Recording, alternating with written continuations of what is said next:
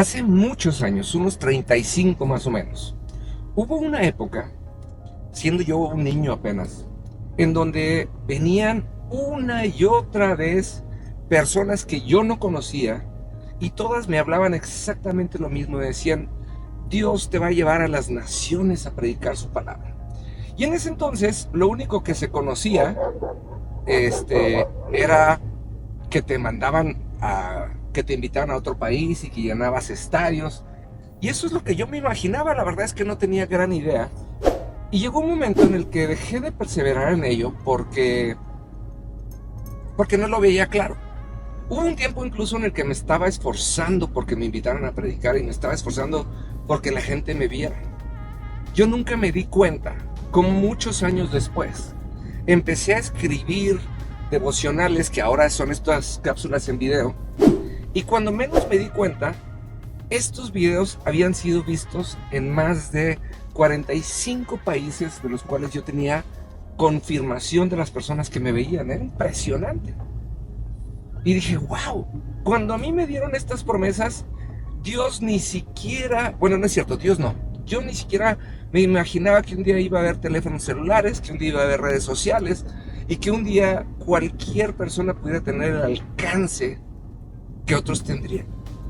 Y sabe, lo que nunca hice, gracias a Dios, fue adelantarme a mi tiempo.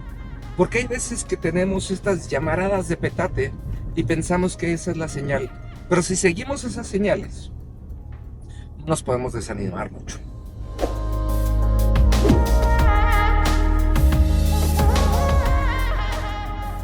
Amados, muy buenos días. Esta semana estamos hablando de este pasaje que es el final de la parábola de los talentos, en donde viene el amo y le dice al esclavo, buen siervo y fiel.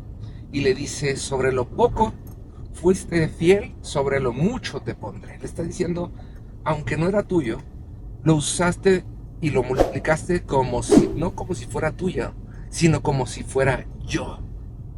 Fíjense qué importante es esto.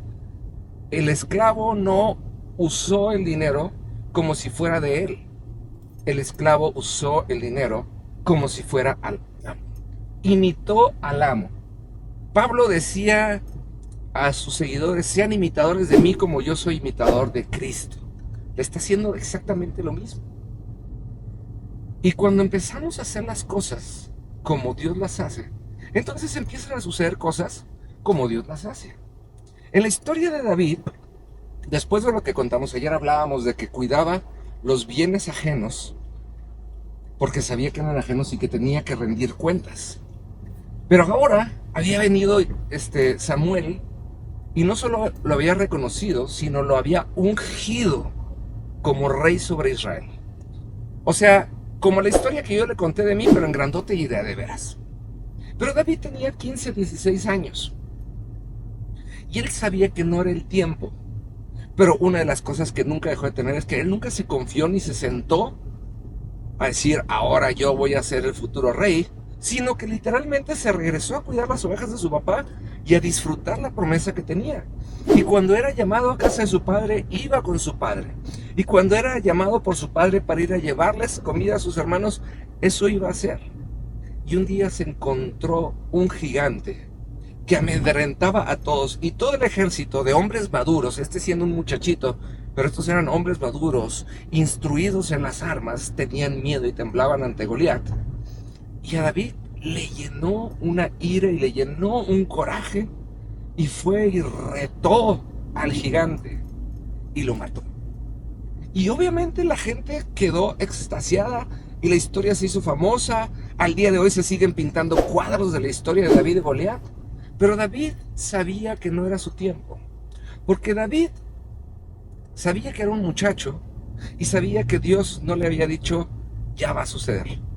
Entonces David regresó a hacer lo que tenía que hacer y aprendió a ser fiel en lo poco, porque sabía que un día iba a ser puesto sobre lo mucho. Y amados, muchas veces usted y yo estamos ahora sí que al quemarropa con Dios, queremos que haga las cosas y que ya. Y Dios está diciendo no, porque mucha gente cree que Dios nos prueba con cosas difíciles. Y no, Dios nos prueba con abundancia. pero nos pone a prueba para que la administremos, para que la multipliquemos, para que tengamos glorias y se las sigamos dando a Dios y que Dios siga siendo el autor y el consumador de la fe. Aún la victoria con Goliat le correspondía a Dios y Dios supo valorar que David no tomó gloria en ello y que David no tenía ningún interés en ser alabado ni ningún apuro por ser rey, porque ya lo habían ungido, ya le habían dado la garantía y ya sabía que la corona era suya. La palabra de Dios es más importante que nuestras circunstancias. La palabra de Dios permanece, dice la palabra, el tiempo pasará, las riquezas pasarán, los gobiernos pasarán, pero lo único que permanece es la palabra de Dios. Y David sabía esto, y por eso aprendió a ser fiel en lo poco. Y esto es algo que usted y yo deberíamos de practicar y meditar más seguido.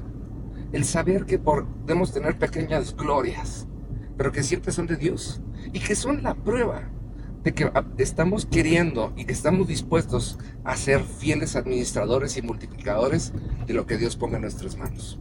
Se lo dejo de tarea, nos vemos el día de mañana, que Dios le bendiga.